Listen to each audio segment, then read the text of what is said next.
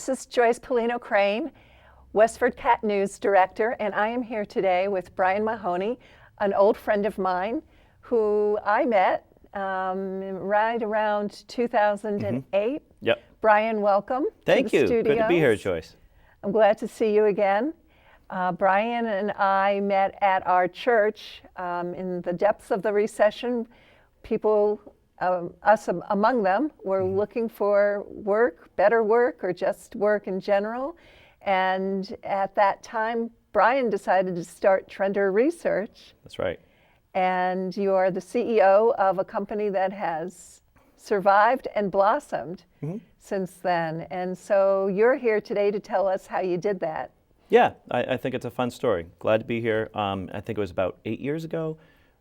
Right, depths of the recession, and I just come off about a 20-year career in technology as a marketing person, and decided to put out a shingle and make it work. So that's how Trender Research got started. And it began as a research firm. You were doing reports. I did one report for you on the healthcare industry. And you covered other reports. I think green technology was another. Green technology, health tech, security technology, internet video. We called that internet video at the time. Those are the major ones.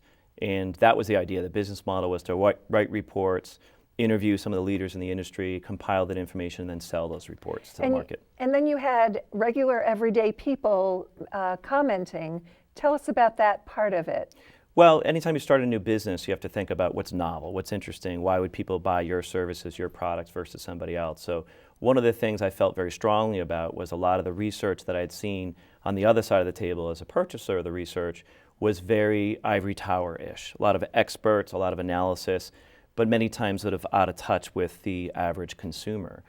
So I wanted to correct that mistake, and so I had the idea to incorporate into all of our research this concept of a trender. So it's a made-up term, trender, and that's the name of the company. A trender, in my book, is somebody that represents the average consumer. And obviously there isn't one average consumer, so you need many trenders. We actually got up to about 250 trenders that represented different socioeconomic demographics.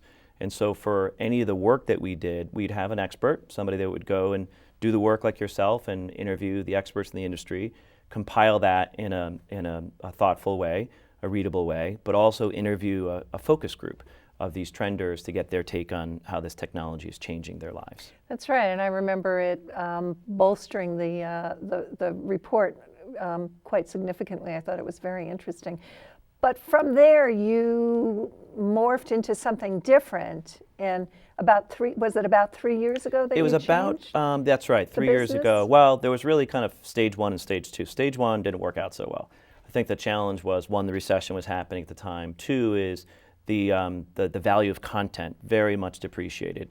You have Google, information is very cheap, if not free in many cases. So very difficult business model to make a business writing reports that take a long time to put together and then selling them to the industry when there's so many other sources of that information. So that was sort of the first try at Trender Research. And it worked okay, but not enough to make a living on. So I had a job offer opportunity. It's just one of those things, couldn't refuse. And so I ended up leaving that, sort of putting it on the back burner for a few years, and then went back to it about 3 years ago. And now, what are you doing? What is Trender Research now? Well, what I realized was that research and content itself is not terribly valuable unless there's a community that consumes it, that maybe even participates in it. So I learned a lot of the lessons about social media and how important it is to have a community. And by a community, it's an email list, it's different social media accounts on LinkedIn, Twitter, Facebook, whatever it might be. And that's really how you reach out to people and engage them. It's all about engagement. So we did want to incorporate research, but we wanted it to be broader than just an industry report. And so instead of doing these 50, I forget how long yours were, 50, 100-page reports, we wanted to build a community that first started with a conference, and then would build publications, magazines, webinars, white papers, and do all that with the community, and so the social network is the center to everything. So you, one aspect of it is called over-the-top video? Right, yep. And tell us what that means. I mean, we're a television station, Exactly. but over-the-top TV, actually, I think I said it wrong. It's not over-the-top video, it's TV, over-the-top. television, yeah, they just call it TV. over the top. It's really an inside baseball term. And what does it mean?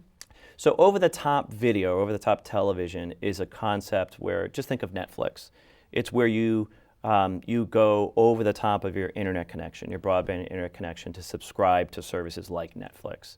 So the reason it's so revolutionary in the industry is you don't have to ask for permission from your cable provider, you know, your Comcast or your Verizon. You can just sign up for Hulu and Netflix and Apple, whatever you want, and you have a business relationship with Netflix, not necessarily with Comcast. Oh, that's so interesting. But you still need Comcast signal, right? Or Yeah, it started off as sort of antagonistic. There were these new players, there were even some lawsuits going on where there was a lot of discussion about rights. You know, could you use TV, television, and movie rights that were traditionally, those contracts were set up for broadcast television for cable. Could you legally distribute them over the top of an internet connection, streaming? And that all sort of got worked out, and what ended up happening is that the traditional cable television industry learned a lot of lessons from that. What they learned was that consumers want content delivered different ways. They want it on their iPhone, they want it on their tablet. They don't want to be tied to a certain schedule. They want things on demand. They want to stream it where and when they want it. And so it's now a very collaborative, I'd say sort of gray kind of business where everybody's looking to try to provide content the way the consumer wants it. And yes, in some cases that involves a subscription. In some cases you need an internet connection, a broadband connection, or you're just using your phone. interesting. Well, maybe we'll come back to that if we have time. But I wanted to also have you speak about the other aspects of your business. So there's also social tools and best practices. Yes, what we did the first year is we wanted to prove the business model. We wanted to prove that we could build a community. So the community for the over-the-top business is about 50,000 professionals. And we are doing our 5th conference this year in New York City on June 8th. We launched a magazine last year. We're starting a new webinar program. So our goal is to find multiple ways to be able to educate the community and to benefit our sponsors, who are always looking for sort of leads and visibility. And so that business is pretty well established. Once we did that, we determined that to grow, the best thing was to take that model and find a different sort of underserved niche. And so the second business or division that we've launched is focused on social media tools. And so it's called Social Tools and Best Practices. And we did the same thing. So we have a conference. We're doing our 5th one in the fall in Boston. And we have a magazine we've launched. We have a webinar program. And we are doing research reports as well. So we'll talk about the other 2 that you're planning to launch. Sure. But I'm kind of intrigued that you're doing print magazine. Having come out of the print world recently, I know that it's a labor of love. Yes. And it's not easy. So tell us about the magazines. Yeah, the magazine was kind of interesting because you lose money on it, at least initially. And it's not cheap. It costs us about $7 to $8 per issue to print. And then you got to mail it out and packaging and everything. But it's very strategic. So we did a little research. And if you just ask even your viewers or people at home, what do you pay for when it comes from content? People still pay for certain publications. And the ones that come to mind would be Wall Street Journal, New York Times, Consumer Reports, Simple Magazine, things like that. There's still content out there that people pay for. And the things they don't pay for are digital. I mean, it's the free content. Mm-hmm. So there is a way to make $1 on it. And so we're sort of in that path. We're just starting to break even on the publication side. But what's important is it's very strategic, because you can go and I can get an interview with any CEO in that industry and say, look, I want to interview you for the magazine, and you get access. Okay, it's also very important to grow your community, because now you've got people signing up for the magazine, they're adding to the list, they're adding to your social media groups, and you can then monetize that in other ways through your reports, through your surveys, through your white papers, and through your conferences. So who's writing it for you? So that's the other thing. Because you have a community of engaged people, they're writing it. So we only have to do maybe 2 or 3 or 4 articles. I'll do one or two, and then we have an editor for each magazine. They'll do one or two, and then we'll do maybe 2 or 3 Q&As, which is an interview like this, and then you transcribe it, and then we take contributed content. And so we can fill a 30-page magazine pretty easily. I mean, people want to contribute the content. We edit it to make sure it's not too salesy, not overly promotional, and that it's well written, and the end product is a fairly well-produced magazine. Wow, that's great. You've got it under control. I'm so impressed by Well, that. so far so good. You know, it's working out, but it is a labor of love, and you know, to do a good quality design, and we want to make it look like one of those magazines you get on the newsstand with like a nice cover that catches you, and you know, well-written content and good layout and graphics and images and so on. So yeah, it's growing. It's working out. And you're hiring photographers as well, or? We have a Shutterstock account, so we're just Okay. taking stock images for now. And then our contributors, we usually ask them to submit license-free images for their articles. So that's how it's done. I had no idea. Yeah. We had photojournalists at the newspaper. Yes, yeah, you know, it's we've got access to, I don't know, like 50,000 images or something like that. Sometimes the hardest part is just sorting through and figuring out just the right image to use. Very interesting. Yeah. So you have 2 more, you're calling them divisions, I guess. We haven't really gotten that far, business unit or division, yeah. I mean, Okay. it's a small company of 5 or 6 people, so it seems funny calling anything a division, but that's how the business is organized, yes. And so the next one is strategy?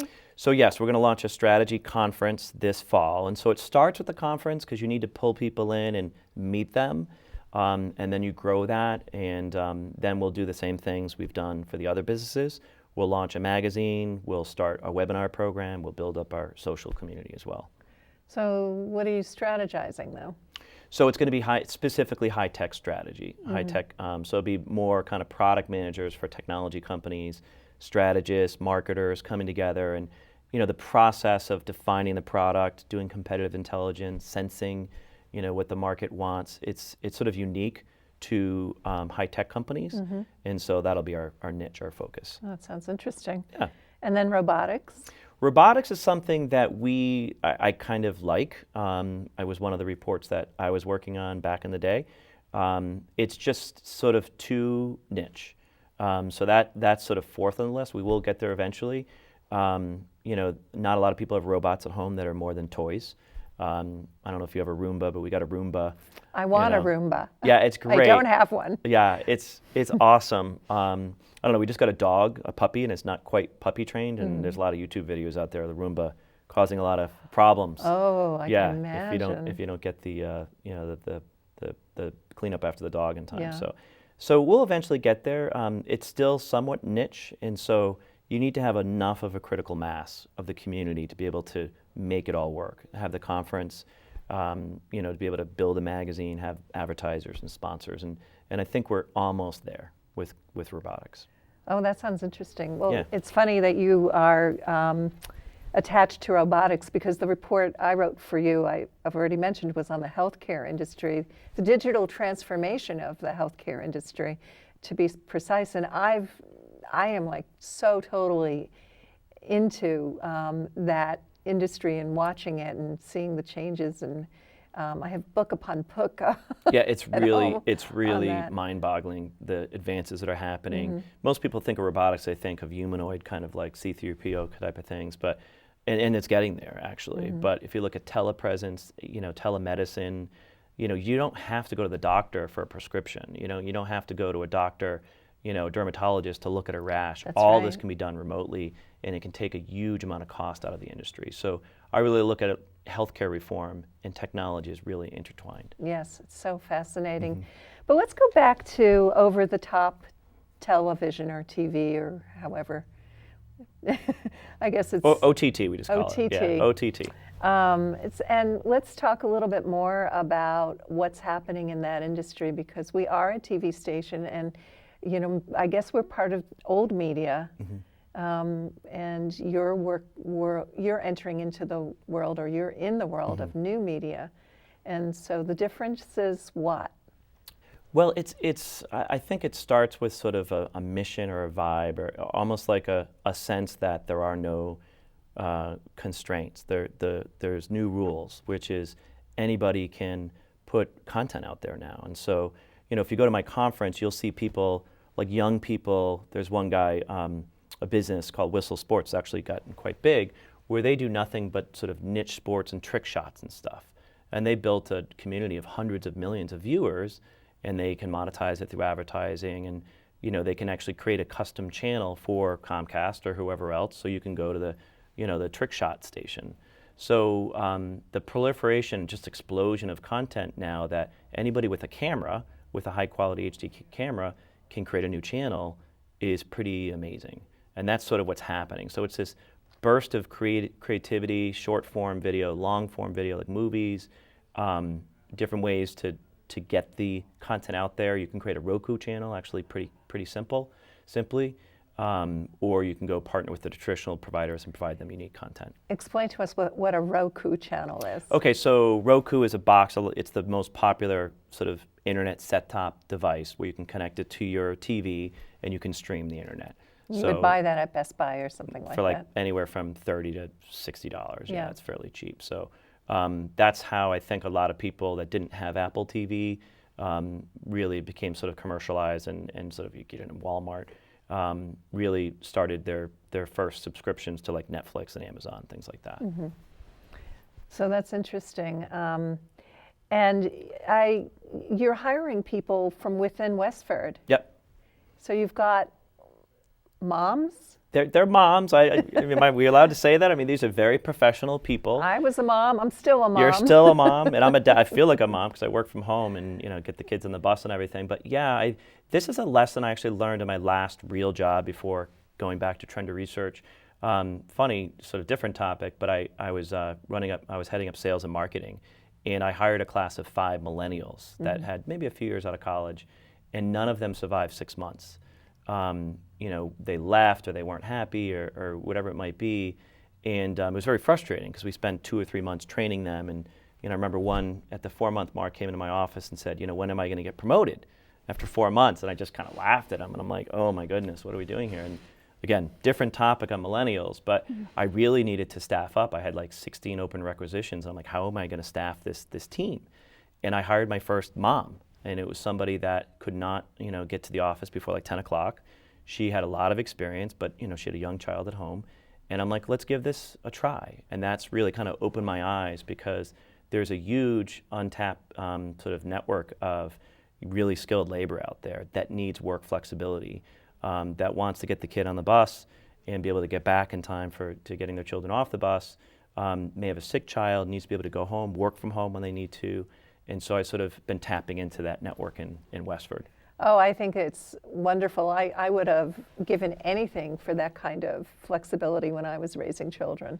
So great, more power to you. Mm-hmm. And it works out great because for a lot of reasons. One, they get the flexibility. I get highly skilled professionals that they can do the job. And if you kind of think of your day, or even a typical 40-hour week, there's a lot of hours in there that aren't terribly productive. You come in the morning, you're trying to wake up, you're having coffee, you're talking about your weekend, lunches, the last hour of the day, people are thinking about, going home, and they're stressed about whatever. So we typically work between like 10 and 3, which is really the most productive part of the day. Absolutely. So in the few minutes remaining, I think you should tell us, all the Westford residents out there, a little bit about your family. Sure. We've been in town now for it'll be 17 years this June. My wife Kirsten, a lot of people know her. She's the better half for sure, and remembers everybody's names at parties and stuff, which is great. So she's my wing woman. She works at Kronos. She's been there for 2 years now. So I'm kind of Mr. Mom at home, getting the kids on the bus and making lunches. Let's tell everyone how many. There are five kids. We got 2 at Westford Academy. We've got 1 at day school, and 2 at day school and 1 at Blanchard. So it's a busy household, and we just got a new puppy 2 weeks ago. What'd you get? We got a Scottish Terrier. Oh yeah, I saw a picture of, yes. of him or her. A boy, Bernie. Bernie, Facebook. Named after my grandfather, not Bernie Sanders. That's usually the question we get right away. Like, oh, you like Bernie Sanders? I'm like, well, it's my grandfather. We just elevated his title because we found out the Scotties were originally bred by, I think, James I, the King of England, or something like yeah. that. So his new name is Sir Bernard McDougall. Oh, of course. Yes. Yeah. How appropriate. He is adorable. I love the pictures of Thank him. you. And the kids love him. And it's funny. People say, we resisted getting a dog for 20 years. We've been married 20 years. And always loved dogs. We'd be the first to, babysit other people's dog sit. And so we finally, just in a spontaneous moment, literally coming back from our 20-year anniversary sort of overnight in Boston, I'd been talking to a breeder for a while. And so we just pulled the trigger, and it's been awesome. Oh, wow. Is it a lot of work? I haven't owned a dog, really. Yeah, I mean, I haven't slept really great the last 2 weeks, but it's so worth it. Oh, really? Yeah, it is. And he's just such a cutie, and the kids, they love him. And in a weird way, we have teenagers now at WA. They start doing their own thing. A dog really brings the family together. So tell us, just in general terms, a little bit about your background, your career, professional climb. Sure. So I graduated from Boston College. And I have an MBA from UNC Chapel Hill. I spent 20 plus years as a marketing sort of professional, focused on high technology. So worked for Siemens and Unisphere down here in Westford, and a variety of different startups. Some that did IPOs and did well, got acquired. Some that went Chapter 7. So I'd always wanted to sort of start my own business. I come from a long line of entrepreneurs in my family. A lot of other people started businesses in my family. And, I wanted to make it work, and so far it's working out great. And you started out as a journalist. You did? You remembered that? I remember that. No, yes. How could I forget? So I went to Boston College. All the Fortune 500 companies went there to interview, and I never went on a single interview. I just didn't even know that you were supposed to do that. Mm-hmm. So when I came home from college, I ended up, embarrassed to say, my mom got me a job with the editor at the Warwick Beacon. It's our small town paper in Warwick, Rhode Island. So my first job out of college was I was a reporter, and I loved it. But it was tough. I didn't really make any money. I remember I was driving my mom's '79 Ford Fairmont station wagon around town, and my buddies were working on Wall Street and everything, and it was a tough run. But I think it teaches you really important skills about writing, how to think critically, how to deal with the public, and I've never really forgotten those skills. And then how did you make that transition to marketing technology? My buddy and I literally got in his car and moved up to Boston. We didn't have a job or an apartment or anything, and we just got an apartment. And I think my first job, this is a whole other story, but I ended up getting a job in 1993, which was also sort of a recession. And by standing out on a street corner with a stop sign saying, I need a job. I remember that story. I'm embarrassed to tell it now. I love this story. Yeah. So you had a sign and you... I had a sign. I had resumes, and I had Kit Kat candy bars. And no, but actually more than that. I had 4 or 5 of my friends, my girlfriend at the time, and my brother. They called all the local news stations. Ah. And I ended up getting picked up on was it Fox 25 or 56 News at 10, I think it was. So I was the top story. I was the lead that whole day. Local, BC, whatever, grad takes his job search into his own hands and hits the streets or something. That was the promo they're doing. Oh, I didn't know that part. Yeah. So it wasn't just going out in the street. It was part of a master plan, and it worked out. And so I ended up getting 3 job offers within a week, and one of them was with a software company in Malden. So do you still have that video of the news? I lost it. Show? Oh no. Yeah, it's on a VHS somewhere, and I dig through the pile the other day and I couldn't find it. So it's somewhere in there. I still have the stop sign though. Well, maybe we can get a picture of you with the stop sign. Oh, no. I was going to call up Kristen and say, can we get that video? And then. Yeah. Oh my gosh. Yeah, it was pretty embarrassing. I was a lot younger back then and probably more foolish and a lot braver than I am now. But yeah, we're all worked out. It's funny how sometimes that's just the plan of your life. Something so spontaneous and random like that can lead to a whole career. Yeah, it's just amazing. So, well, you've done very well. Thank you. We only have a few seconds left. Is there anything you want to let the residents of No, I'm Westford know? just thrilled to do this because I teach at church and I coach, and a lot of people know me. And one of the questions I get all the time is, "What do you do?" They know I work from home and I employ some of the moms in Westford and so on. So now people know. So this is great. That's great, Brian. Thank you so much for coming today. Thanks for having me. I enjoyed this thoroughly. So please come back again. All right. the next time you launch another division of your Awesome. of your company. Take Thanks, care. Joyce. For Westford Cat News, this is Joyce Polino Crane.